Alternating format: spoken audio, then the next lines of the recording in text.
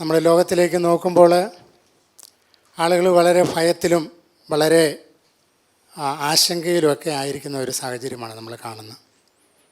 എന്നാൽ അതിൻ്റെ മധ്യത്തിൽ ഇന്ന് ഈ ലോകത്തിൽ സകല ആളുകളും ഭാരപ്പെടുന്ന ഒരു വിഷയം, ഇതൊന്നും ദൈവം കാണുന്നില്ലേ, ഇതൊന്നും ദൈവം മനസ്സിലാക്കുന്നില്ലേ എന്നുള്ള ഒരു ചോദ്യം പലപ്പോഴും ഈ നാളുകളിൽ ഞാൻ തന്നെ കേട്ടിട്ടുണ്ട് പലരിൽ നിന്നും. എൽറോയ്, എന്നെ കാണുന്നവനായിരിക്കുന്ന ഒരു ദൈവം. പലപ്പോഴും ജീവിത സാഹചര്യങ്ങളിൽ ഒറ്റയ്ക്കിരിക്കുമ്പോൾ, അല്ലെങ്കിൽ ഞാൻ ഒറ്റയ്ക്കാണ്, ഞാൻ തനിയെയാണ്, എന്നെ ആരും കാണുന്നില്ലല്ലോ എന്നുള്ള ഒരു ചിന്ത പലപ്പോഴും നമ്മുടെയൊക്കെ ജീവിതത്തിൽ കടന്നു വരാറുണ്ട്.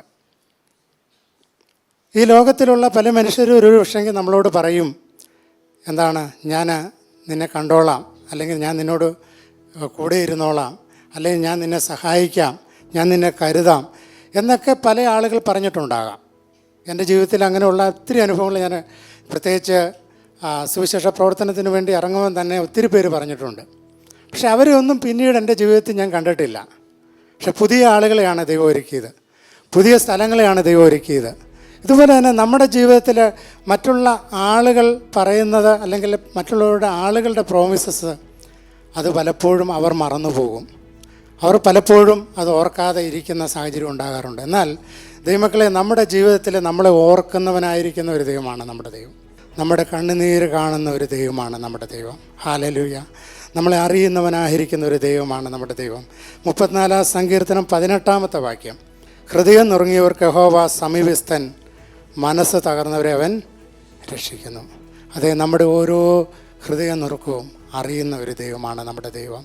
നമ്മുടെ ഭാരങ്ങളുടെ മധ്യേ ഇറങ്ങി വന്ന് പ്രവർത്തിക്കുന്നവനായിരിക്കുന്ന ഒരു ദൈവമാണ് നമ്മുടെ ദൈവം എന്നുള്ള കാര്യം നമ്മൾ മറന്നു പോകരുത്. മറ്റുള്ളവർ കാണാത്തത് ദൈവം കാണുന്നു. അത് നമ്മൾ പ്രത്യേകിച്ച് ഓർക്കേണ്ട ഒരു കാര്യമാണ്. മറ്റുള്ള ആളുകൾ കാണുന്നത് എന്താണ്? പുറമേ ഉള്ളത് കാണുന്നു.